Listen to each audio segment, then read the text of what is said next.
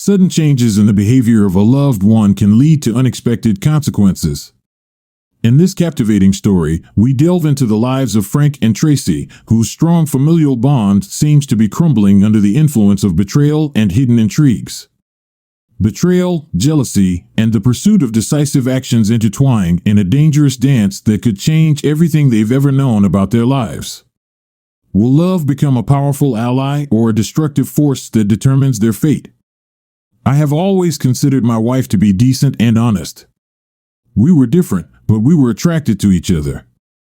I might not be very rich, but I could let her do whatever she wanted. Everything changed when she decided to go to the water park with her lover, and of course, I found out about it and secretly followed them. I did everything so that she regretted her betrayal.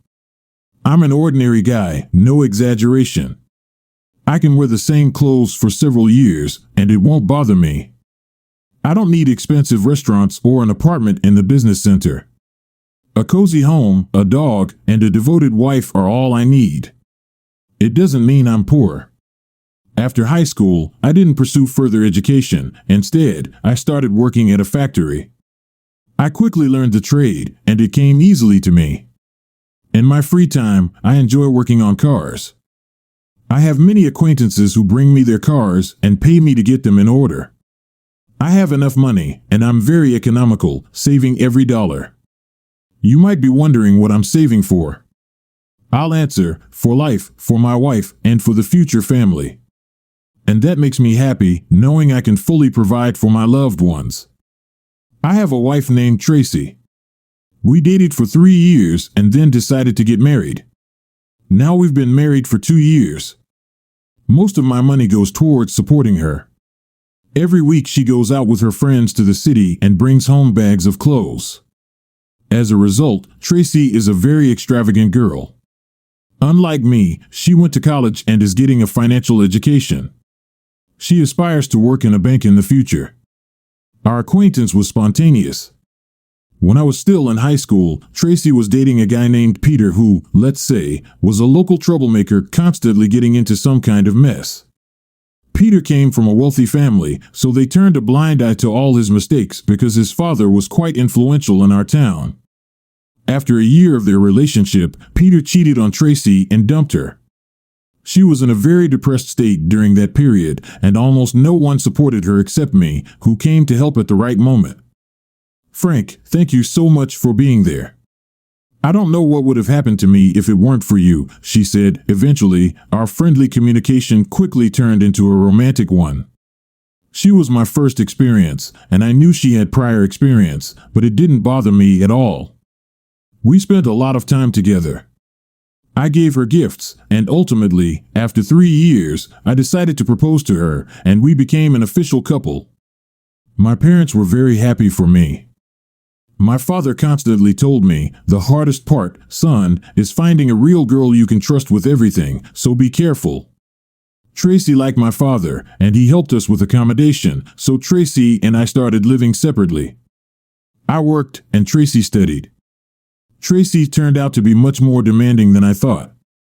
Therefore, I often had to take extra hours to ensure there were no downturns in our living standards. Tracy's demands didn't bother me. I understood that she was my woman, and I had to provide the best future for her so she wouldn't lack anything.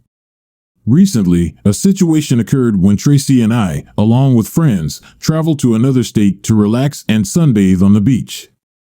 That evening, Tracy posted photos on Instagram in a bikini looking desirable. Comments like "You've changed, friend," and "The pics are fire" were left by Peter. Tracy immediately showed me his reaction and said, "What an idiot." I decided to visit Peter's profile. Like me, he didn't go to college, but unlike me, every other photo of his was from a new country, with many pictures featuring expensive elite cars. He also displayed his torso and biceps almost everywhere. His profile screamed, "Look how successful I am." Was I envious? More like no than yes. I didn't attach much importance to it. He wasn't interesting to me. Peter had changed a lot, but I doubted there were internal changes. I felt good because I was happy, and I didn't care. Tracy replied to Peter's comment with a thanks with a heart, and we didn't dwell on it anymore. A couple of days later, we returned to our cozy home. I went back to my usual work schedule, and Tracy continued her studies. Within a week, I noticed some strange changes in Tracy. She spent more time on her phone, and during intimate moments, it seemed like she wasn't fully present. Overall, Tracy showed signs that something was wrong. "Sweetie, is something wrong?" "You look down," I asked. "We've been together for a total of 5 years, and we've only traveled out of state once, last week with friends. The rest of the time we spend at home," she replied. "But we always go out to the city on weekends," I argued. "Is that really entertainment?" "It has become routine. I'm tired of it. I want to go somewhere else." "Okay, but you understand it won't be for long because I work to provide a good future for us and our children." "How much money is in our safe?" she abruptly asked. "About 80,000. "Why exactly? Can't we take some money and go somewhere for a couple of days? You're always working, and you pay little attention to me." "But Tracy, we've been taking a lot of money from our safe lately, and I'm saving it for our future." "I see." After an unpleasant conversation, Tracy and I didn't talk for several days. She avoided me, and I realized something needed to change. After work, I bought flowers, searched for interesting places on the internet, and headed home. Returning home that evening, Tracy wasn't there, and she didn't answer my calls. An hour later, I received a message from her. "Frank, I went to the city with friends. I'll be back late." After reading, I was puzzled about what was happening. Why Tracy was behaving like this and leaving home without warning me in advance. Tracy returned late at night, drunk. I hadn't slept during that time because I was sitting in the kitchen waiting for her. "Where were you?" "My friends invited me to stroll around the city, and then we went to a club to have some fun," Tracy said, smelling of expensive perfumes, seemingly mixed with men's scents. "Did you buy new perfumes?" "Oh yes, I bought new perfumes, or rather they were gifted to me." From her bag, she pulled out Honey for Women perfumes or something like that. I'm not particularly knowledgeable about brands. "Meaning someone gave them to you?" "Who?" "I don't know, some guy." I couldn't refuse. "Why didn't you ask for my permission, or at least call me?" "I was worried about you."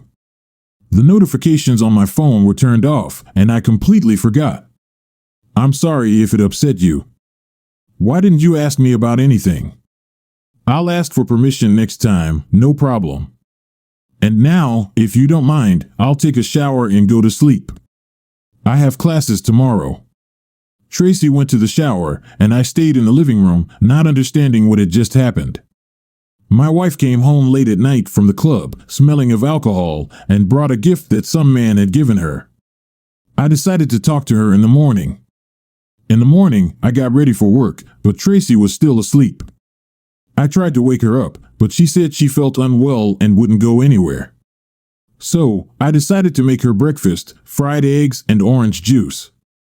I prepared her breakfast and left for work. The workday was difficult. I couldn't fully concentrate throughout the day. I didn't receive any messages from Tracy, causing tension because she usually texted me something during the day. Returning home in the evening, Tracy wasn't there again. This time, I decided to call her, but it was also useless. So, I sent her a couple of messages asking where she was. Tracy returned earlier than yesterday, and she was sober, which pleased me. I decided to inquire about where she had been and what had happened. Yesterday, the flowers I bought for Tracy had dried up because I forgot to put them in a vase, so I had to throw them away. Tracy justified herself by saying that she was upset with me yesterday and just wanted to have some fun. Today, she went out with friends again and wanted to share the wonderful news. "We're going to Texas with my girlfriends this weekend to Schlitterbahn Water Park in New Braunfels for 2 days. We've already booked hotel rooms there and plan to spend the entire weekend." "Why didn't you tell me earlier?" "I could have taken time off." "You're working, and I'll be with my friends so I can have some fun without bothering you." "Tracy, I thought we were going together." "Are you saying you don't want me to come?" "I do, but what would you do there?" We can plan something together afterward. Okay, I agreed with her, but I was very upset. I couldn't understand what was happening. Why Tracy was making decisions without involving me. This behavior infuriated me. We went to bed, and for a long time, I couldn't fall asleep. Suddenly, Tracy received a notification on her phone. Since the phone was locked, and I didn't know the password, I could only see the sender's name, Peter. Unable to check what he wrote to my wife in the middle of the night, I decided to unlock my own phone and check Peter's profile. On Peter's Instagram, there were stories from the previous days showing him partying at some club. At the same time, my wife was also at a club. Then, I decided to check the likes, and as it turned out, Tracy had liked almost all of his photos. I didn't expect this twist. I didn't say anything to Tracy, silently went to bed, and knew I needed to get into her phone the next morning. Tracy skipped classes again and decided to stay home. I behaved as usual and silently went to work. Throughout the day, I remained passive, contemplating what to do next. I decided to call my friend Jerry and told him about the whole situation. He said, "Bro, we need to go to the water park." Without much thought, I went to my boss and urgently requested time off, which he granted without any problems. Returning home in the evening, Tracy still wasn't there. I wasn't surprised. I was sure she was out somewhere, driving with Peter. When Tracy returned home later than usual, she was once again drunk and paid zero attention to me. At that moment, I realized I had lost my wife completely. She no longer showed the care she used to. We went to bed, and the next day before work, I prepared divorce papers. I wasn't going to tolerate all of this. The next day, Tracy was supposed to go to the water park. So when I returned home in the evening, Tracy was at home and had prepared dinner for me. We sat as usual, and she talked about her plans for tomorrow, asking me not to worry about anything. She also noticed my bad mood and asked what had happened. Actually, what happened? I said, "My wife is just cheating on me and doesn't try to hide it." I told her that I had work issues and I would have busy days in the next couple of days. In the morning, Tracy was getting ready for the water park, took all her sexy lingerie, and asked how she looked. "You're very beautiful," I replied, kissing her on the cheek. I had to leave home first because I had to maintain my alibi, supposedly heading to work. Jerry picked me up, and we sat in his car not far from home. He suggested going to the water park since the road wasn't fast, but I refused, arguing that Tracy might have deceived me and she wouldn't go to any water park. An hour later, Tracy left the house and got into a taxi. We followed her. After 40 minutes, she arrived at a large luxurious house with a BMW X5 parked nearby. There were about 3 people there, Tracy, one of her friends, and some guy I didn't know. 10 minutes later, Peter appeared at the gate, and they all got into the car and set off. After 6 hours, we arrived at the destination. We tried to drive carefully and not attract much attention to ourselves. We checked into the same hotel as their group, and Jerry and I took a room for 2. It was already evening, and we didn't go anywhere, we just waited for the next day. We chose the most budget-friendly option, while Peter and Tracy booked separate cottages so we couldn't cross paths. The next day, we went to the water park. It was beautiful and extensive. The attractions were fed by natural spring water from the Como River. I lay on a sunbed, thinking about how great Tracy and I could have spent time there. Jerry and I wore big hats to avoid anyone recognizing us. We decided to occupy sunbeds in the center of the water park to have a broader view. An hour after we arrived, Jerry spotted a group of 4 people, including my wife Tracy in a bikini with her entire body visible. Next to her was Peter, who at some point smacked her on the backside. It angered me. I couldn't understand why Tracy wanted to rekindle her relationship with a guy who had cheated on her many years ago. It was a mystery to me. We watched as they applied sunscreen to each other, and at some point, they passionately kissed, all of which Jerry documented on his camera. It was nauseating to witness all of this. The group went to ride the slides while Jerry and I stayed on the lounge chairs. That's when he asked me, "What do we do next?" The fact of infidelity is well documented. We can go back. I don't know. We can't just leave like that. So what do you suggest? At that moment, a crazy idea popped into my head: steal the key card. If they hadn't left it in the locker, it must be in their beach bag, which they left on the lounge chair. That meant we could approach and take it. You're out of your mind. We'll get caught, Jerry protested. To some extent, he was right, but technically, it was my wife Tracy's bag. If I took something from my wife's bag, would it be considered theft? With nothing to lose, I put on sunglasses and approached the bag, with Jerry covering me. There was a lot of useless stuff inside. At one point, I even wondered why she brought so much.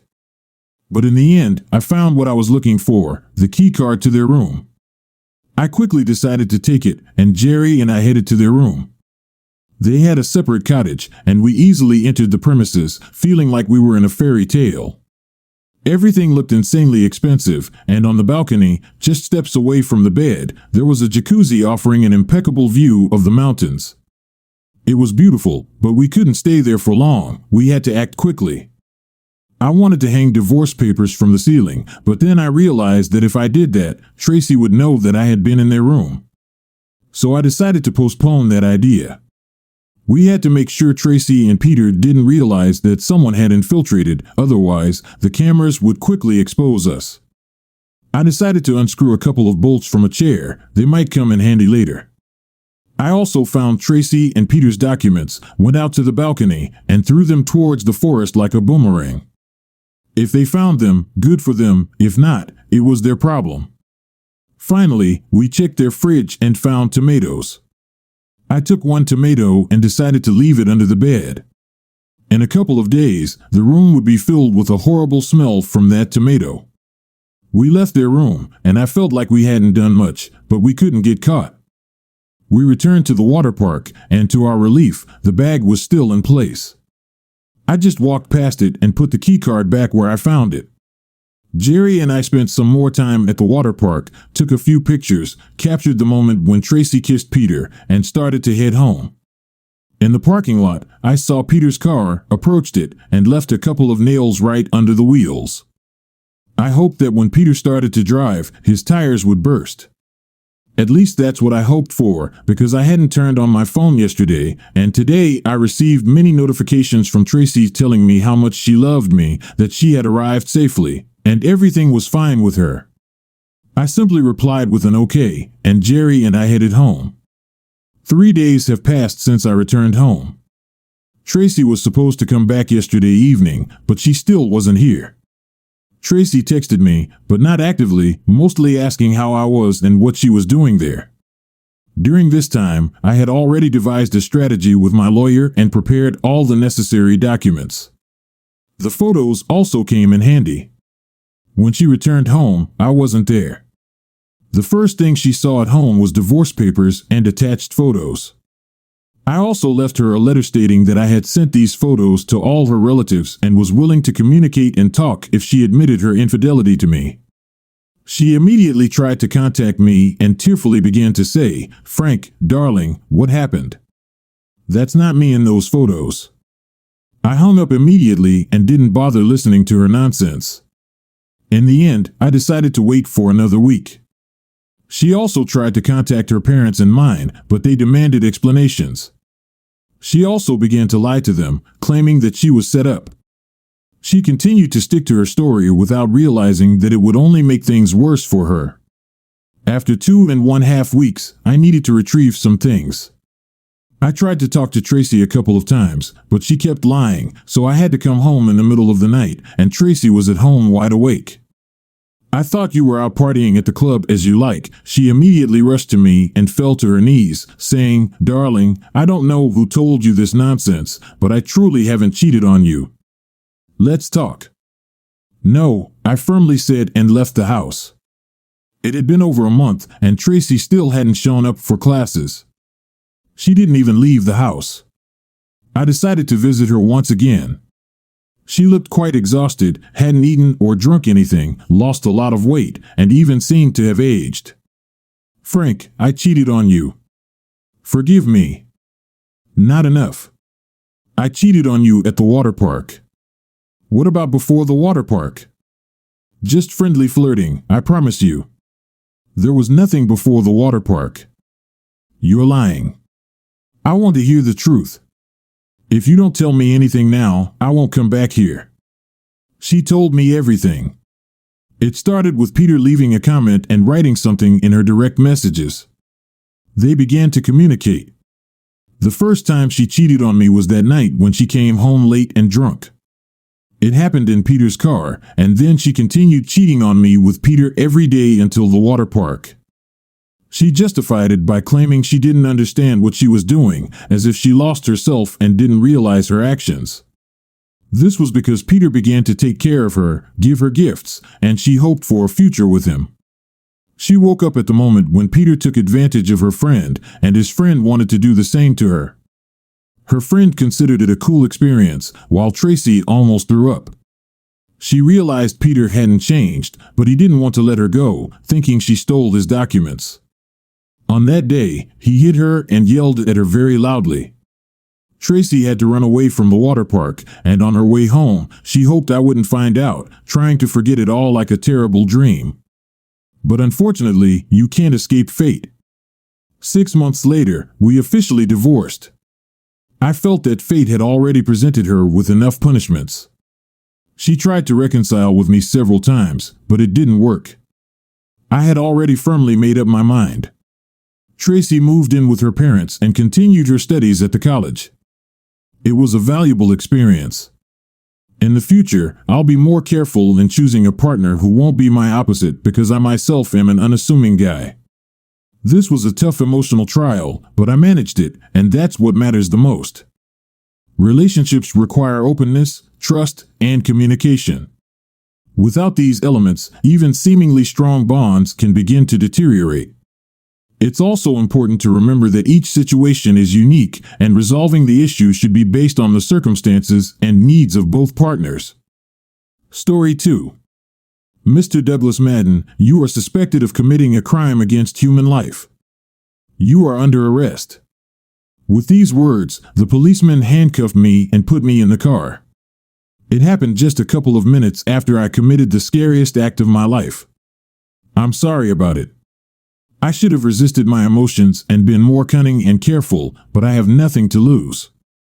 My name is Douglas Madden, a 48-year-old man living with my wife, Louise Madden, who is 45.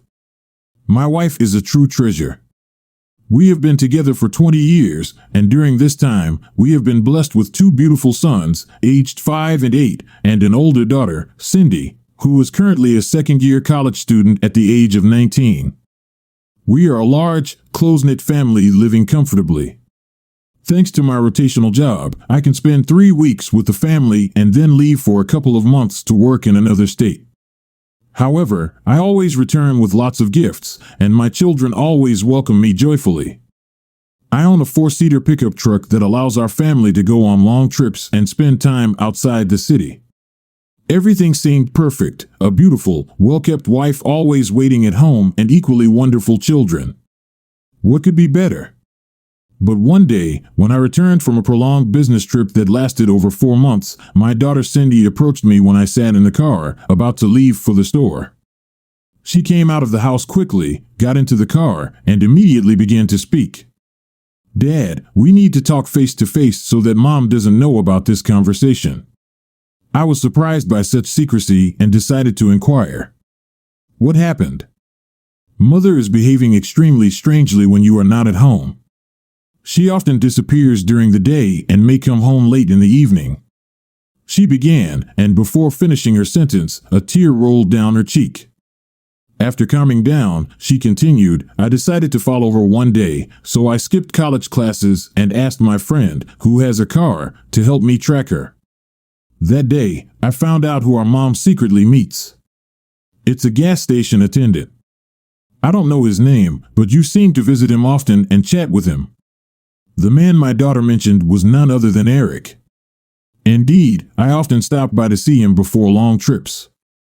I wouldn't dare to call him a friend, rather, he was an acquaintance with whom I could chat and enjoy a tasty hot dog before hitting the road. How often does Mom disappear when I'm not around? I asked. Almost every day. It's been going on for over a year, and I'm tired of enduring it and keeping it to myself. I used to try to justify her behavior, thinking maybe she made friends or just went out for a walk, to have some alone time. I understand her, sometimes it can be tough with kids. But after I saw her entering the hostel with this man, all my doubts disappeared instantly. Cindy shared all this, and it was evident how much she was concerned and how tired she was of keeping it all to herself. But who does she leave the kids with if you say she might return late in the evening? She asks Grandma and Grandpa, and when I come back late from studying or hanging out with friends, I often see them in our house. I'm tired of it. It's like they don't understand what's going on. Cindy started to panic, and hugging her, I said, "Don't worry, sweetheart. Everything will be fine, really." "I'm really worried that our whole family will fall apart because of this," Cindy confessed. I said everything will be fine. I'll try to fix the situation, I promise. I'll do my best. I kissed her, and she left me alone in the car. I couldn't believe what I had just heard from my daughter. It was beyond reality for me. But at some point, I decided to pull myself together and drove off. It was as if I wasn't controlling the steering wheel, my hands were shaking, and I didn't notice how I ended up at the gas station, although I was supposed to go to the store for groceries. Inside, Eric greeted me. "Hey buddy, you haven't been here for a while. Did your business trip get extended?" He looked quite cheerful, and at that moment, I wanted to grab some heavy object, but barely held myself together. "Hi Eric, just for a second." Grabbing a bag of chips, I headed to the checkout to get out of there as soon as possible, but at the checkout, Eric started questioning me again. "You don't look great, and you seem a bit uncommunicative. Is everything okay with you?" "Yes, I'm fine. Just ring up these damn chips, and I'll leave." "Are you sure you can drive?" "Maybe call an ambulance." "Let me pay for the damn chips," I started, unable to hold back. Got it. You're not in the mood. Drop by when everything's okay or if you want to share what happened in your life." I paid and quickly left, just to avoid seeing Eric's face. Returning home with groceries, I was greeted by my boys and my wife, who approached and kissed me on the cheek. "You're our man. We all love you very much.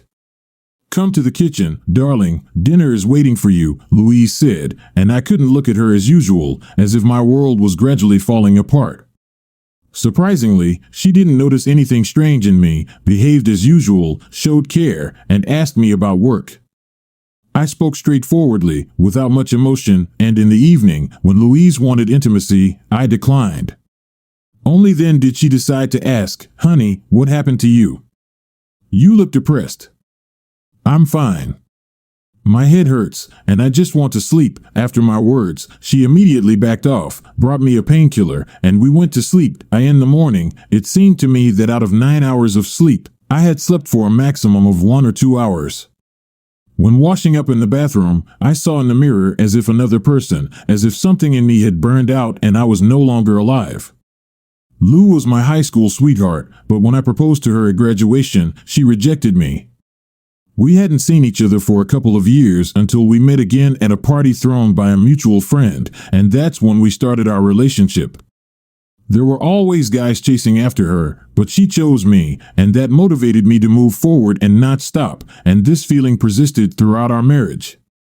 I literally blessed this woman, and now it all seemed to collapse in an instant. Cindy noticed my changes, so after lunch, she approached me when no one was in the living room. "Dad, what's going on? What are you planning to do?" she asked. "I don't know yet, Cindy. It's hard to reassess everything. Don't make things up for yourself. You just need to sit down and talk to her calmly, without swearing. I think she'll feel ashamed and realize what she might lose. The most important thing is for you to be able to forgive her." I understood my daughter's position. She wanted to preserve our world, to keep the family together, but I couldn't just sit down and talk to Louise because she was the person I always trusted, thinking I knew her well, and now it turns out I don't know her at all. I decided to take drastic measures.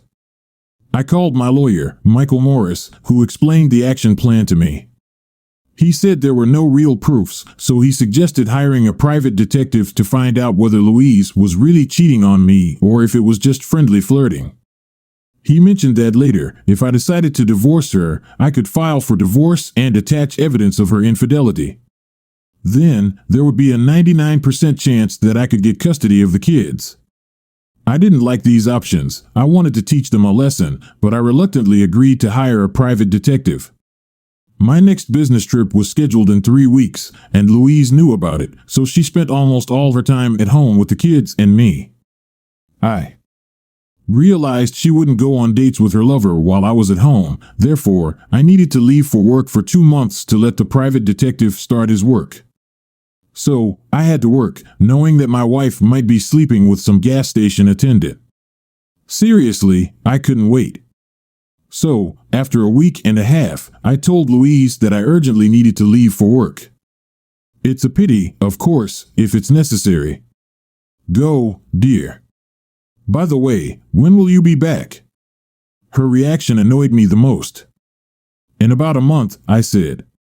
Louise nodded satisfactorily, and if I hadn't noticed it before, I now saw how her mood improved with this news, and it infuriated me.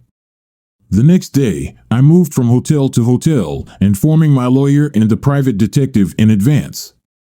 I deliberately pretended to leave the city. Douglas, why did you do this? Where are you rushing? Michael Morse confronted me. I told him that I didn't have time to wait and I needed any evidence. I also promised to pay him and the private detective double if, within a week, they caught my wife with another man and promptly informed me. Nothing happened on the first day, so I decided to drown my stress in alcohol. I woke up the next day in the evening, missed calls from my wife and the lawyer. I spent the second day in a binge. On the third day, the private detective called me and said that Louise had just met with a man and they took a taxi somewhere. I received a couple of photos on my phone clearly showing Louise and Eric looking happy in each other's company. At that moment, I decided to call Cindy. Hi, Cindy, are you at home now? Where are the kids? Dad, what's wrong with your voice? Didn't you go anywhere? Sweetie, please just answer my question. I'll explain everything to you later. Mom left again. Grandma and Grandpa should be here soon. Okay, thanks. But Dad, you remember the promises you made to me? Yes, I remember everything. Don't worry. I'll get in touch with you later. Love you, I finished, and we ended the conversation. 20 minutes later, I received a notification on my phone that Louise and Eric had entered a hostel. However, I couldn't figure out the exact location from the pictures, so I asked for the address. The private detective told me it would be unnecessary and better not to intervene. So, I called him directly and started telling him that if he didn't send me the address, he would lose his entire fee. In the end, I managed to find out the address of the hostel where my wife and her lover were. Realizing it was my biggest mistake, I had a couple of shots of whiskey and set off. In 15 minutes, I was standing at the main entrance of the hostel when my lawyer immediately called. Douglas, are you out of your mind? Why did you come here? I have an important matter, I said and hung up. In the same second, I received a message from a private detective. Douglas, you're going to ruin the entire operation. Please leave and stay in the hostel. We will contact you. I decided to reply with a laughing emoji and wrote that I couldn't sit still, realizing that my perfect wife was cheating on me. Right now, I entered the hostel and didn't understand which room to go to. Then, I decided to approach the receptionist. Good afternoon, Mississippi. My brother was here today. At that moment, I showed her a photo of Eric. And I need to give him some things. His phone is off. Could you tell me in which room he is? Yes, of course. He is in room 314 with his girlfriend, she replied. Thank you very much. Have a good evening, I said, and a thought crossed my mind, girlfriend, ha, amusing. Going up to the third floor, I decided to listen to what was happening in the room. I could faintly hear female moans. It infuriated me even more, and I didn't want to wait any longer. I started banging on the door. First, I ran 3 times and hit the door with all my might, and then kicked it with my foot, completely breaking it down. I saw a large double bed with the 2 of them, Louise and Eric, on it. Louise was very scared and trying to cover her body with the blankets, while Eric confidently stood up and said, "Hey, what are you doing?" I was surprised by his audacity because Eric was almost half my size, but barked at me like a bulldog. It infuriated me even more, and I took a piece of the door and hit Eric directly with it, making him fall. Louise then stood up from the bed and approached me, grabbing me and tearfully saying, "Douglas, please stop. Let's talk." She stopped my second blow, holding me tightly. I couldn't control myself, feeling extremely hurt. I felt Louise's warm body, her arms, legs, breath. I didn't want her to cry, and I still loved her. She held onto me tightly, and I let go of the wooden stick, embracing her in return. "Forgive me, forgive me, forgive me," she said, crying at that moment, and tears streamed down my face too. I tried my best to push away all thoughts of her betraying me. Happy moments of our 20-year marriage, vacations, waiting for our daughter, and then our son surfaced in my mind. It seemed like we embraced for an eternity until an unexpected hit struck my back. It was Eric who stood up and decided to attack at the right moment. He hit me, but I stood on my feet. Louise wanted to stop him, but he pushed her aside, and she fell. After this, my patience went out of control. I attacked him again, and a scuffle began. I grabbed him by the hair and threw him toward the mirror, which shattered instantly. Eric couldn't do anything anymore. I took hold of him and started delivering blows, but he resisted. At that moment, guests who heard the noise and the hostile administrator rushed into the room. Eric tried to break free, but I didn't let go despite the screams around me. Eric tried to grab a shard of glass, but I didn't allow him to do that, throwing him violently aside. However, I didn't anticipate that there might be an open window at that moment due to my shoving Eric. He ran at great speed towards the window. I heard the impact on the asphalt, and an accident happened. Everything was like in a fog for me at first. I didn't understand what happened. I didn't want it to end up this way. People started shouting at me, "What have you done, murderer?" But I couldn't comprehend anything. The hostile administration had apparently called the police the moment I was breaking the door, and at the same moment, Eric jumped out. 2 policemen burst into the room. They saw a robbery, a woman lying on the floor crying, and me, who looked like a criminal. One of the policemen introduced himself to me, recited my rights, and then said, "Mr. Douglas Madden, you are suspected of committing a crime against human life. You are under arrest." They took me out of the hostel, where my lawyer had already arrived. The only words I managed to hear were, "Douglas, you're a real idiot," he shouted, but it didn't matter anymore. I was taken to the police station, and about 30 minutes later, my lawyer, Michael Morris, arrived. I told him the whole truth. Then, the lawyer said that things were bad. If Eric didn't wake up, according to state laws, I would fall under involuntary manslaughter, and I would face from 2 to 10 years of imprisonment. Everything would depend on the testimonies of witnesses and whether I admitted guilt voluntarily. Michael Morris pointed out that it's too early to draw any conclusions since nothing is known yet, and we need to wait at least a couple of days. However, he advised me to confess everything right now. "Douglas, understand, a mere accident won't cut it here. There were at least 7 witnesses who saw you push him, including your wife. But that's her right to testify against you or not. Besides, one of the witnesses recorded a video on their phone of how everything happened, and I'm sure you don't look like the victim in that footage. Moreover, the hostel will most likely hold you accountable too as you damaged property. In general, you've created a lot of problems for yourself, and I'm afraid I won't be able to help you much. Your only option is to confess to everything." I listened to Michael and realized that my life was completely ruined, and the worst part was that I didn't keep the promise to my daughter. 2 days later, I found out that Eric couldn't withstand it and landed in the hospital, which means I am responsible for it. The investigation lasted for 2 months. Louise and I lived separately, and Cindy came to see me a couple of times, crying a lot and blaming Louise for everything. She was afraid that I might go to jail. Soon Michael Morris didn't give positive forecasts, and I still hadn't made a sincere confession, blaming everything on an accident and worsening my situation. As far as I know, only 2 witnesses confirmed it was an accident, while others, on the contrary, said that I did it intentionally. This meant the situation was very bad. Eric's wife made things worse by accusing me of all possible sins, claiming that I deprived her family of a breadwinner, and so on.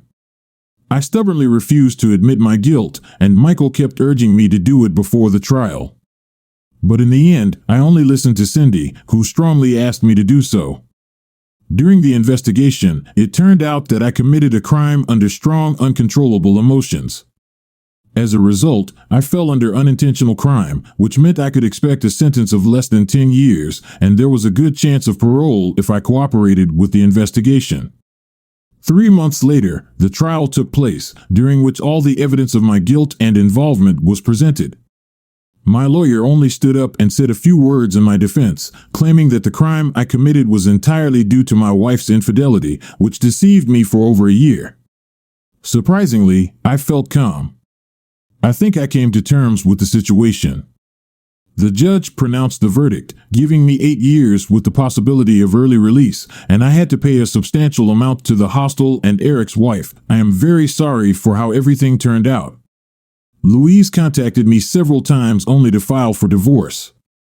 The most painful part is that I fought for this woman my whole life, and during the trial, she didn't say a word in my defense. She just confirmed having a relationship with Eric. At least I learned that you shouldn't let people get too close to your heart, regardless of whether they are men or women. Otherwise, in a fit of emotions, you might do a lot of foolish things that you'll regret for the rest of your life. I deeply regret what happened. I didn't want to harm that guy, but circumstances unfolded in such a way that I now have to bear the consequences for not being able to control myself. Such a story turned out with a tragic ending. This gives you time to think about what the betrayal of one of the partners can really lead to. This is indeed a tragic story, full of complex emotions and consequences. It's important to recognize one's mistakes and learn from them. The destruction of families and the irreversible consequences in the lives of many people serve as a lesson on the importance of controlling one's emotions and actions, especially in times of crisis and change. It's crucial to learn to take responsibility for one's actions and strive for reconciliation and healing, despite the heaviness of the situation.